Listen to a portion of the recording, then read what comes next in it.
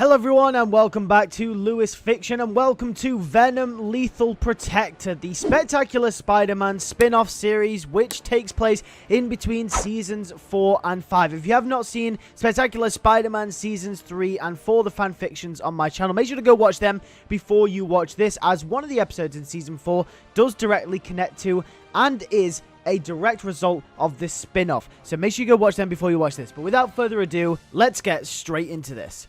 So we kick off this 3-part miniseries with episode 1, which is where we introduce Eddie Brock, aka Venom, to the series. The first scene we will get is Eddie saving a lady that has been mugged. In the most cliche fashion, this scene will be here to represent the fact that Venom has turned things around and has decided to start helping people instead of being a criminal. After the end of the symbiote saga in Spectacular Spider-Man Season 4, Venom has turned anew, realizing that killing Spider-Man probably wouldn't fulfill him in the way in which helping people does. After helping defeat Carnage whilst teaming up with Spider-Man, Venom has now found a new purpose in life and helps people in the city of San Francisco. But this scene will not just represent that. This scene will also be here to represent the style of Venom's vigilantism, which will be to kill muggers, thieves, and perpetrators. Although Venom has decided to turn a new leaf and become a hero among the city of San Francisco, he will still have the rageful Venom symbiote coursing through his veins, making him violent against the criminals. The city of San Francisco and the ecosystem will play a massive role in this 3-part series. A big theme for this series and a big part of the narrative will be the fact that a big portion of San Francisco's population has become homeless due to a recent economic crisis, which will be plaguing the city. Throughout the first couple of scenes in this episode, there will be symbolism everywhere indicating that people are homeless. We will also get hints that potentially there will be a massive monopolizing company and corporation overrunning the city of San Francisco under the radar from the American government, which is leading to a vast majority of the homeless population currently residing in the city. Although this point in the narrative and Venom's story don't coincide with one another at this point in time, it will become more relevant how their stories intertwine in the future parts. But for now, that will be set up in the first episode as well. It will also be revealed that the man behind the monopolized corporation will be called Tyler Orwell, who will be a billionaire living within the city. He has gained so much power that he has slyly managed to monopolize as much of the city as possible, leaving many companies, especially small businesses, go to bust. Which means that many people are out of jobs and thus become homeless because of this.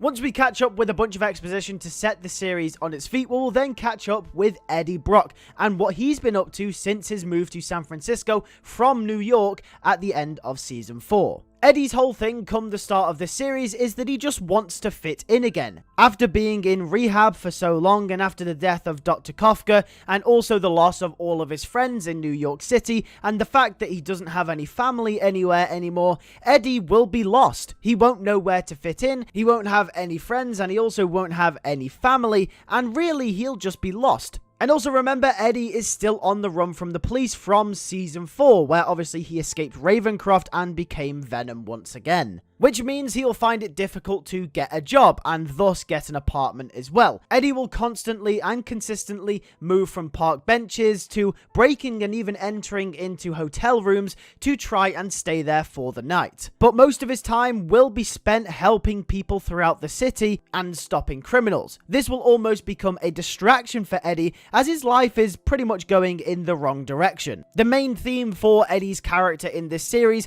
will be trying to just fit into society again, but he really struggles to do so in this first episode. We will get to the first climactic point of this episode's story, where Venom will be attacked by a massive group of mechanical robots for no apparent reason whatsoever, or at least that's what we think. Now, although this may seem really random at first, you've got to understand that I want the audience to be in the same position as Eddie. You have to remember that we do see this series from Eddie's perspective, so Eddie's confusion as to why he is being attacked by a massive group of mechanical robots for no apparent reason will be as confusing to him as it will will be to the audience. Once again, kind of aligning us with Eddie in a similar sort of fashion. I want the audience to relate to and empathize with Eddie as much as possible. So such as events as Venom getting attacked by a big group of mechanical robots will be as random to Venom as it is to us. Either way, this will be the first big action set piece of the entire series, and Venom will fight these robots to the death. However, during the fight, Venom will take the fight underground into the sewers as to not harm any civilians on the surface.